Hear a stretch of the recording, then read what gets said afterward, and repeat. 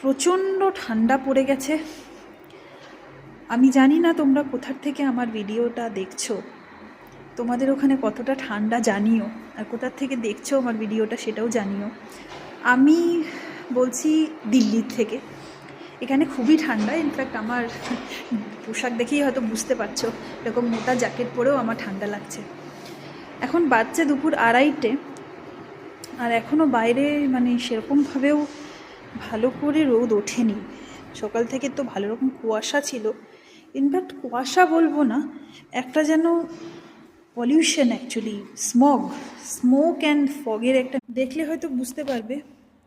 এই পুরো সার্কেলটা নর্মালি বহুত ক্লিয়ার দেখা যায়, কিন্তু এখান থেকে একদম স্মোগি একটা মানে ক্লিয়ার ভিউ এখান থেকে খুব একটা আসছে না। হয়তো বুঝতে পারছো কতটা জানি না আমি ক্যামেরাতে।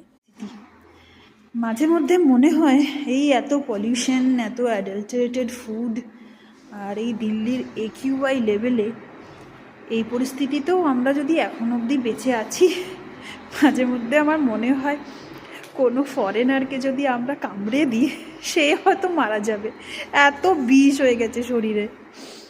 কি আর বলবো।